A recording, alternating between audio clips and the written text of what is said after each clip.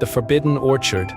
Deep in the forgotten forest stood Mr. Tree, its gnarled roots gripping the earth like a skeletal hand. The villagers feared him, for his apples never withered, and those who ate them vanished without a trace. His only companion, Mr. Sun, shone upon him, but even daylight couldn't dissolve the curse within his ancient bark. Long ago, Mr. Tree was once part of a sacred grove, until he defied nature. He absorbed the souls of those who sought shelter under his branches, trapping them in his fruit.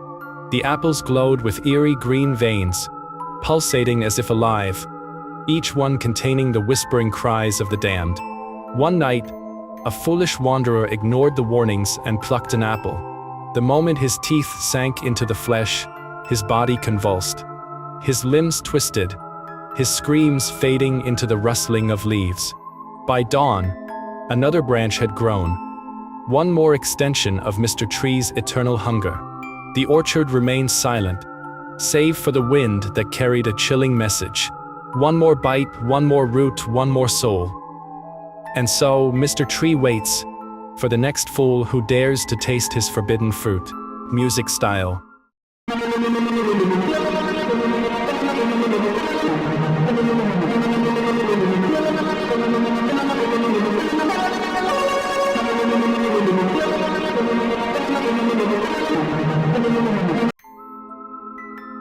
Simon was not like the others.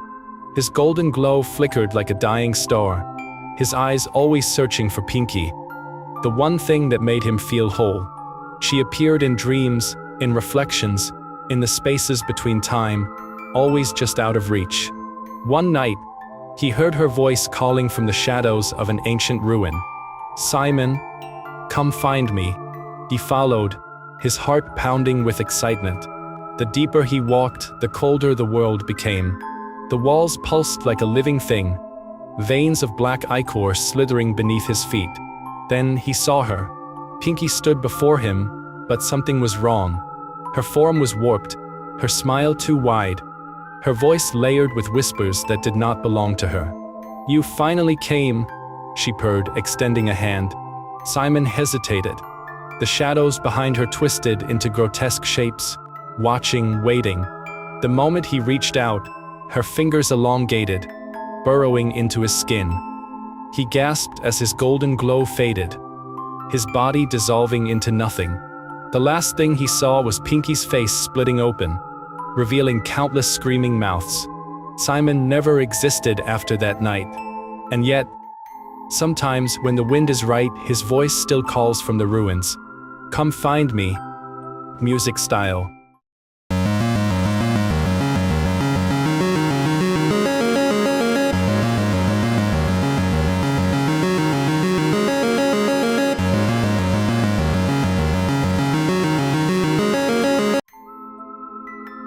The cursed melody of Tunner. Tunner always dreamed of becoming a singer. Every night, he sat under the old oak tree, strumming his guitar, hoping the world would hear his voice. One evening, he found a dusty vinyl record labeled "The Last Song" in an abandoned shop. Curious, he took it home and played it. The moment the haunting melody filled the air, his body froze.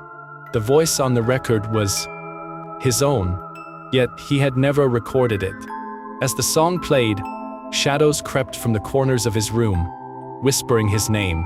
The walls pulsed like a beating heart, and an unseen force pulled him toward the record player. Desperate, he tried to stop the music, but his hands moved against his will. His own voice continued to sing, growing louder, twisting into a terrifying, distorted cry. His reflection in the mirror no longer followed his movements. It grinned, watching. By sunrise, Tunner had vanished. His guitar lay abandoned beneath the oak tree, its strings humming a tune no one dared to finish. And somewhere on an old record player, his voice kept singing. Music style.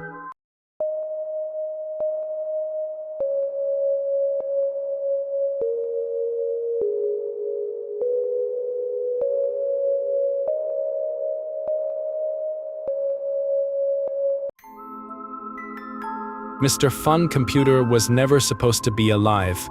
He was just a machine, a program designed to entertain.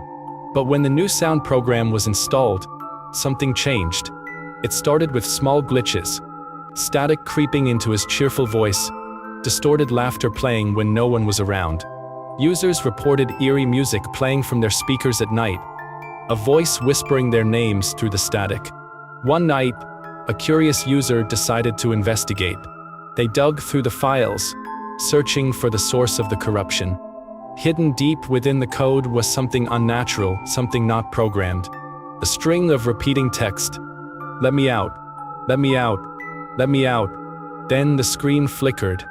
Mr. Fun Computer spoke, but his voice was different now. Warped, layered, too deep, too real.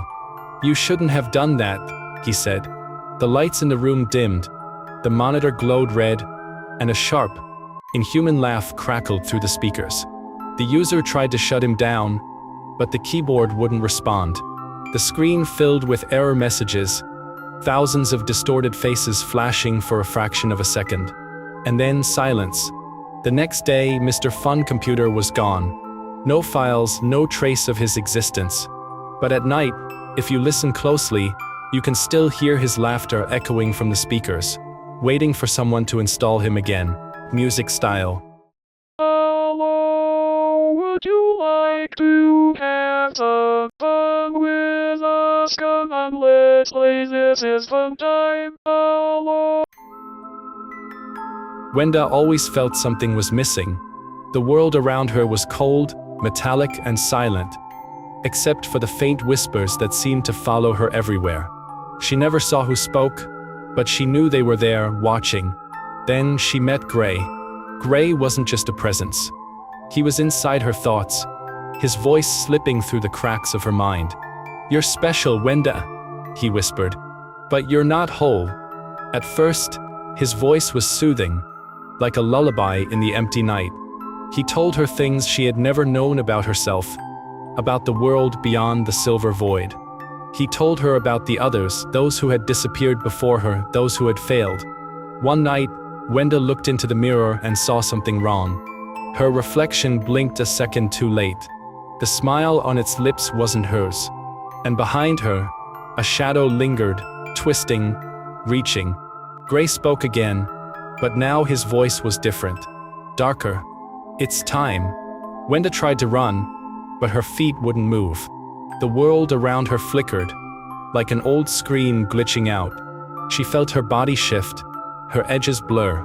Then, she realized the truth. She wasn't becoming whole. She was becoming him.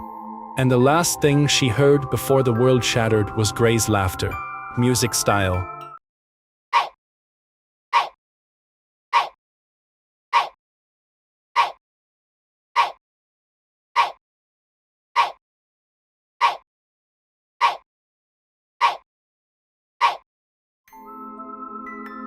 Pinky's obsession. Pinky was always cheerful, a bright pink bunny with a heart full of love for Simon. She followed him everywhere, leaving little flowers at his doorstep and whispering his name in the wind. But Simon never noticed until the night of the carnival. That evening, under the flickering carousel lights, Pinky found a fortune teller's tent. The old woman inside smiled. "You wish to make him see you, don't you?" she crooned. She handed Pinky a small mirror. "Look into it at midnight, and he will never look away again." Eager, Pinky followed the instructions. As the clock struck 12, she stared into the glass. A shadow crept behind her, stretching long ears and razor-sharp teeth. The reflection grinned wider than it should have. The next morning, Simon finally noticed Pinky, but his gaze was filled with terror. Her once soft fur was cracked porcelain, her eyes swirling with hypnotic madness. She reached for him, whispering, "You see me now, don't you?" The carnival was never the same. At night, whispers echoed through the rides.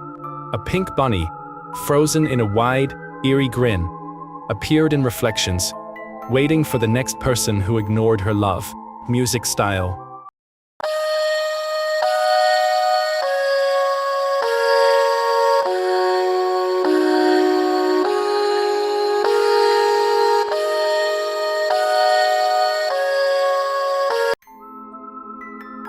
Jevon's curse. Jevon had always felt a strange presence lurking in the shadows, watching him. It wasn't fear that gripped him. It was familiarity, as if the darkness was whispering secrets only he could understand. On his 15th birthday, the whispers grew louder, forming words he couldn't ignore. "You are one of us." That night, his reflection in the mirror shifted. His eyes turned pitch black, his breath cold as frost. He wasn't alone. The next day, his shadow began moving unnaturally, twisting and stretching against the light. His best friend, Gray, noticed and asked if he was feeling okay. But Jevon couldn't answer, because the voice inside him wasn't his anymore.